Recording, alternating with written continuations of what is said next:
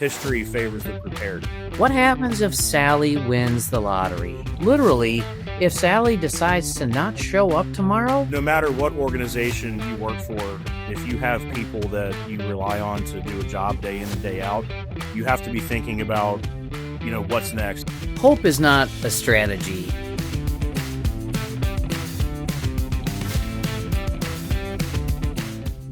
Hi, everyone. Welcome to this episode of Talent Talk, and I'm joined here today by Mike Nelson. I'm your host, Rick Martin, with Ready to Hire. And Mike comes to us today with a plethora of background to speak on, and he is 25 years in a talent acquisition role. He's worked for nonprofit organizations, Fortune 25 companies, everything, Mike, from HR strategies to executive coaching, talent acquisition, and so people leadership. So I think that today we have a really good topic to discuss. But before we get into that topic, I'll give you a chance to introduce yourself and say hey to the audience. Well, thanks, Rick. I'm really pleased to be here today. Excited to build on our previous conversation, which really got me excited. And that's the notion of kind of future-proofing our workforce. So excited to chat with you a little bit about that today. Something that I'm pretty passionate about. And as you mentioned, 25 years of being able to work with companies, anything from talent acquisition and hiring on the front side of the process to executive coaching of leaders, developing people, and something that I think is really important. And that's the notion of succession. So excited to chat with you and hopefully share some things with people just to get the creative juices flowing, and maybe people will take one thing from this and take action on and be able to help move their plans, their people, or their organizations forward. Yep. Excellent. So yeah, I think that tees it up really nicely. No matter what organization you work for, if you have people that you rely on to do a job day in and day out, you have to be thinking about, what's next, and you have to be thinking about the future. And I know, like, one of the things that you and I had talked about, actually not about matching plaid green, blue shirts, but one of the things that we have talked about, and it was something that I wanted to sort of kick us off with, is this notion of, like, history favors the prepared. And so I really like that notion and that concept. So talk a little bit about, like, how you feel like that plays into the TA role, the talent acquisition, HR sort of space. Talk about that and being prepared and future proofing your workforce. Thanks, Rick. As I think about history favoring the prepared, the whole notion of, the future of our people, the whole idea of a succession plan, I think can often be really daunting. I don't think it has to be that. And we'll kind of come back to that maybe in a little bit. But what I see people having a tendency doing most often is making assumptions. So, you work with someone and have worked with someone for a long time. You've come to know them. You know a little bit about their family, and you think kind of what's in their future, what they're thinking about. But one of the biggest mistakes is just hoping that they're going to be there and thinking, hey, in this case, Rick is going to be my successor. Well, that might be the case, and you may be very interested in being my successor. But have we ever had a conversation about that? So the first thing is just start the conversation. What is that person really interested in? What do they have in mind for their future? Have you ever shared with them that you're thinking about them potentially taking over for your role in the future? To me, one of the biggest signs of being a servant leader is that humility to say, gosh, at some point, I have aspirations and I'm going to move on. And I want to make sure that part of my legacy is getting someone prepared to take over for my role.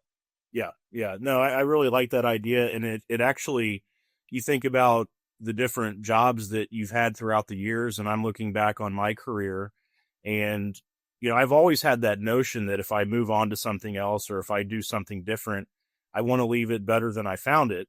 But I can't say that we've had very like long or lengthy discussions or even fruitful discussions on what does it look like if Rick's no longer with the company, or what does it look like if, if one of my colleagues or counterparts moves on to something different.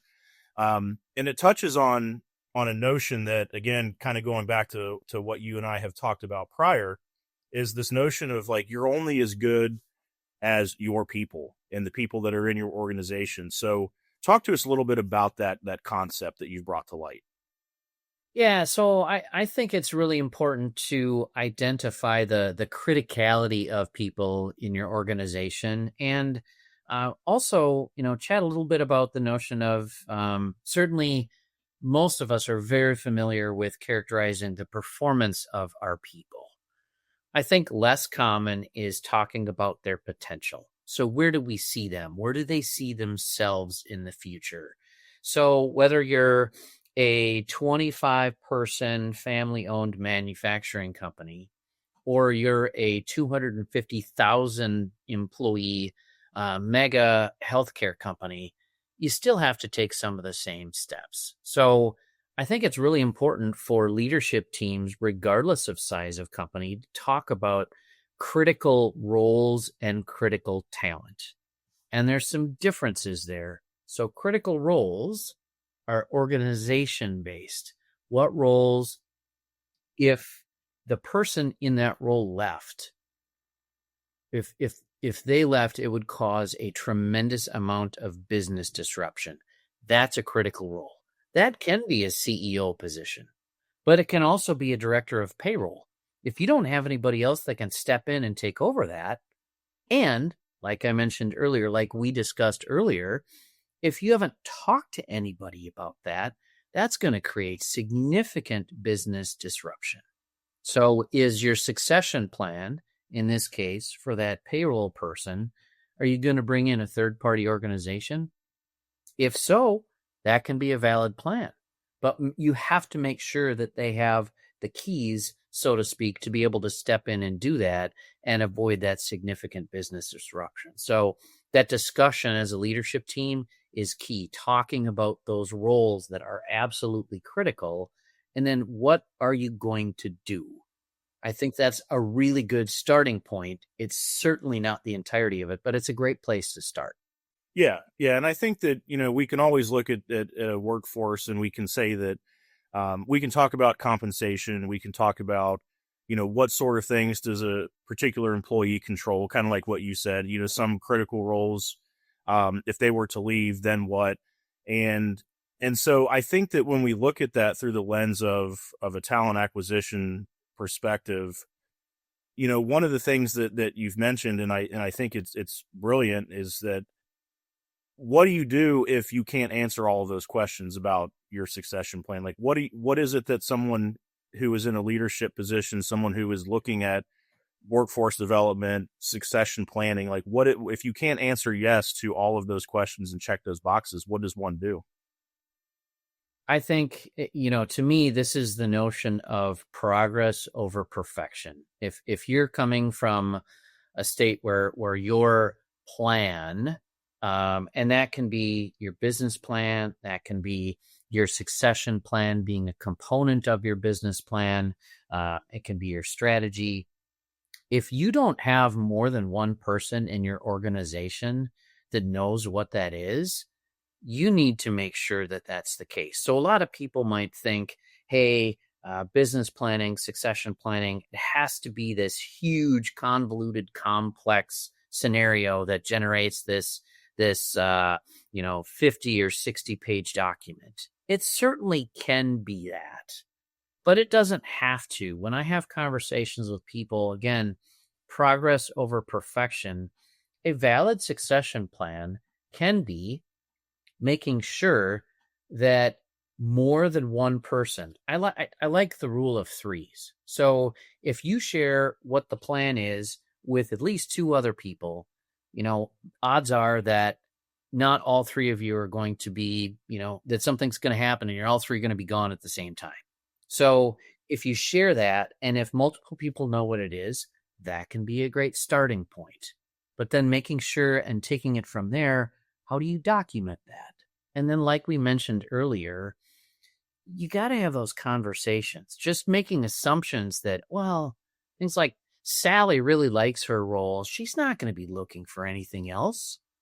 Well, that may very well be the case. Sally might stay with the company until she decides to retire. But a couple of questions to ask. Do you know what Sally's time horizon is? Do you know what her plan is? What happens, and I like to use the lottery analogy. What happens if Sally wins the lottery? Literally, if Sally decides to not show up tomorrow, what are you going to do? So it's really important to have that conversation and then to understand where Sally is at. Like, we as leaders have a tendency to think, well, Sally would be honored to expand her role and to step up and take over this particular function. Just for the sake of argument, we talked about payroll earlier. Well, do you know that's the case? Have you asked Sally? Have you asked Sally what her career aspirations are? Have you asked what some of the dependencies might be? Rick, I think you mentioned, compensation. And then also thinking about the timeline and what actions might be critical for you to do. I think a lot of us have heard of the 70-20-10 model. So, hey, 70% of what we do should be on the job training. And what I've seen leaders, and this is, I've fallen into this trap myself. Leaders have a tendency to say, well, in this case, well, Sally just needs to attend this training class. Well, no, that should be 10% of what Sally should be doing. What you should be doing as a leader and your responsibility to help accelerate Sally's readiness is to put an on-the-job plan together with her to get her ready for that. And then you can make an assertion of where is she at? You can fold that into your annual review conversations with her. You could have those also included during any mid-year check-ins that you might have with her. And together, the two of you can make an assessment. And then it's either updating a document or it is updating your two colleagues so that knowledge resides in more than one place. So you avoid that kind of that notion of that single point of failure. I'm going to pause there, Rick, because that was a lot. And I'd love to get your thoughts or reaction. Yeah, I think it really resonates with sort of the work that I do in the fact that we look at talent acquisition and we look at Sally's like, okay, so Sally is either going to come to the organization from outside in, or Sally's going to stay in the organization and move inside up, and then at some point inside out. And so I think that when you look at it from that perspective and you look at the different roles that you have, I think that there's a lot of validity and a lot of noble effort that goes into making sure that your incumbent workforce, one, feels valued. You've had those conversations with them. You've understood what their plan is, what your plan for them might be. You verbalize that. You have those discussions. You write those things down, and you work together to kind of create this new internal mobility. And then, honestly, when we look at staying with an organization and moving upward and growing in our careers, that succession plan, we then need somebody to replace Sally if Sally either retires or moves on to a different position within the organization. So I think when you look at it from that perspective, it makes a ton of sense. And it all resonates to me, and it comes back to you have to have a plan. And I think that you've said it best. You have a notion here on hope and hope. So talk to me a little bit about what you think hope is. So hope is not a strategy. You really need to make sure that, and I think if we truly are embracing the notion of servant leadership, there's a whole bunch of different facets to that. And Rick, we don't have enough time to drain that on today's session. So maybe we'll talk about that in a future session. But, to me, coming together as a leadership team, making sure that you're looking towards what that strategy is, making sure that you have that business strategy. So if it's growth, that's great. If you're into product expansion, that's fine. And then as a leadership team, making sure that you're doing an honest assessment of the talent that you have. And then to me, again, I think it's best to document that. And then as a leadership team to revisit that at a periodic cadence, whatever that cadence is that makes sense. Certainly multiple times a year, but whatever cadence truly makes sense. And then, also that to me, that notion of hope is not a strategy translates. And as I think about your organization and the work that you do and the value that you provide your clients, to me, this is a great time to talk about that notion of build versus buy. So we used the Sally example earlier. And apologies to all Sallys who may hopefully be smiling or laughing. All positive intent intended there. But, to me, there's this notion of, gosh, we've got this talent in our organization. And oftentimes we have layers of talent. And so you and your colleagues or peers as a leadership team, you need to look at that and make an honest assessment tied to whatever your business strategy is. So if that's growth or if that's product expansion, do you have the talent that truly exists in your organization to lead that effort or to expand that function? Because what tends to happen is we as people, we surround ourselves with people that are like us and think like us. So value where I think you and your colleagues can come in is that notion of buying that talent, finding that externally. Rick, I know you well enough to know that, some of the powerful questions that you ask in being intentional when you're searching for someone that brings something different to the table, different lived experiences, different background, different industries, different size, different cadences, all of those types of things to make sure that whoever comes in is able to bring something more, a different style, a different approach to the table that can then complement the expertise and that quality of talent that you have internally. So that if anything, if you do that correctly, it's an opportunity to augment and to broaden and in some instances to accelerate your succession planning that really aligns you and complements what you're doing from a business perspective. Yeah. Yeah. Well said there. And I think that a lot of times, especially in the world that I'm operating in, and I'm sure you've seen it in your experiences, is that, I use this notion, and this translates really in not just in work, but just life in general, is that whole notion of skill versus will.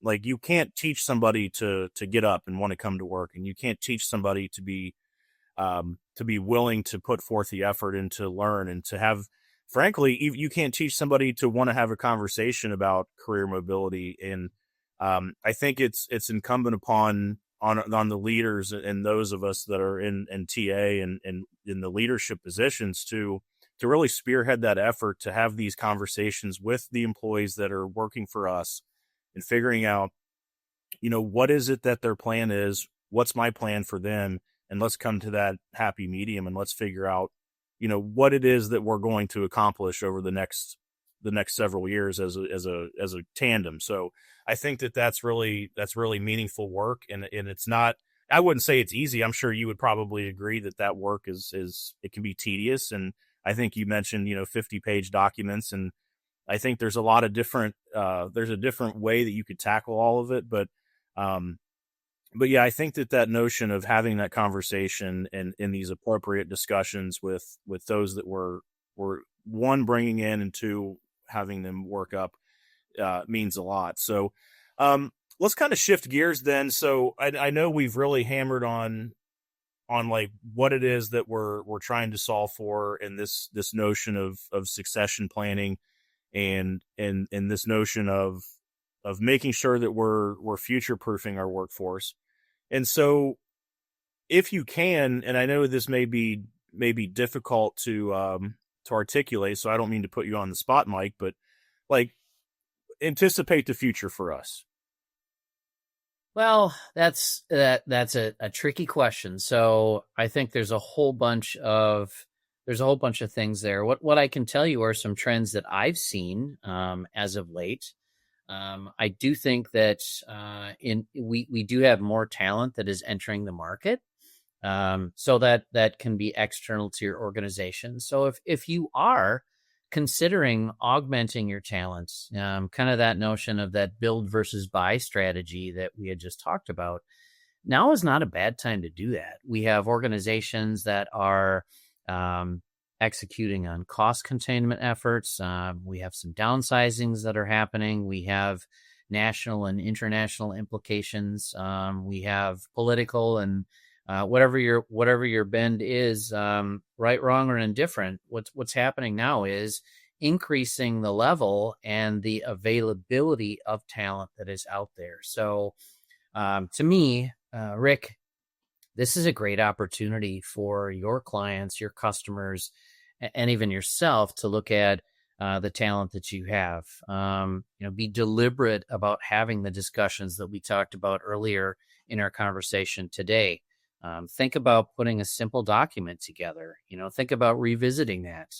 Also, to me, is being transparent. If somebody is on your team and they're currently not doing a great job, you got to have that conversation with them, because you would have the ability to go out into the market and potentially upgrade the quality of talent, because there's a lot of great talent that's out there to get right now. So you have the opportunity to be deliberate about that. The last thing that I'll share relative to this particular topic is, most of the leaders that I work with, they tend to put, a pretty long list together when they're looking at bringing on new talent to their organization. And the industry that I'm very familiar with is healthcare. And so, hey, almost universally, oh, you have to have healthcare insurance. I like to challenge that thinking a little bit. I like to think about the notion of let's just say lean manufacturing, and process improvement. How valuable do you think it could be if you brought someone into your organization that brings a level of expertise in a different industry that you don't have on your team? Do they have to know healthcare? How long is it going to take them to learn healthcare? I think those are all valid questions. In some instances, the answer is going to be yes. But in other instances, gosh, maybe this is your chance to bring somebody in that's going to challenge the existing thinking of the team and is going to complement that, and bring a level of detail that may not currently exist. So think about things like other industries, different sizes, breadth, depth, to me, things like that. And to be intentional from a talent strategy perspective, and to bring something different into your organization, especially if you have an underperforming member of your team. I think it's right to give them an opportunity to certainly pick up the pace, so to speak. But I do see that definitely prevalent in the industry right now. And if I'm to predict, I'm going to say 2026 is probably going to continue that same scenario. And Rick, I know you're very close to that as well. I'd love your take on that also. Yeah, I agree. I think that, every year it seems like without fail, there's always the challenges to the labor market. And this year is no different. I don't think 2026 will be any different.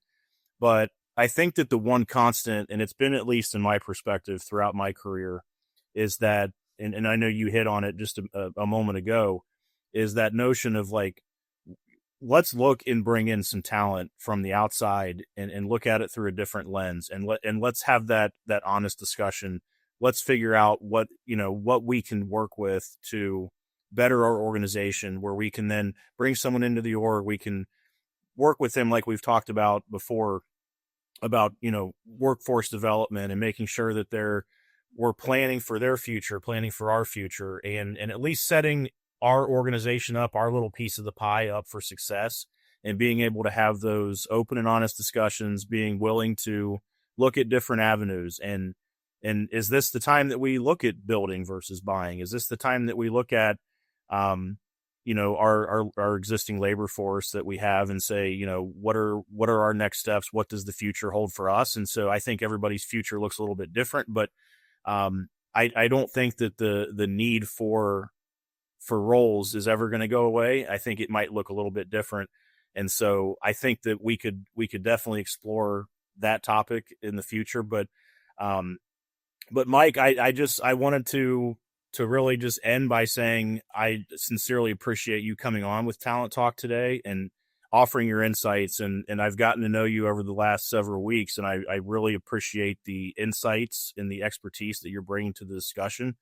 And I understand that while we may have different industries that everybody works in and different verticals, it's really, really, really important to not rely on hope and to have a plan. And as you say, to make sure that we're prepared and to make sure that, we're doing what we can now to prepare for the future. So, Mike, I appreciate your time this afternoon. I wish you a wonderful rest of the week, and thanks for coming on.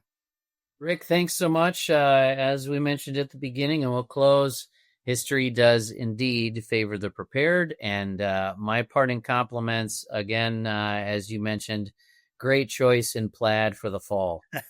Absolutely. We'll carry that with honor, right?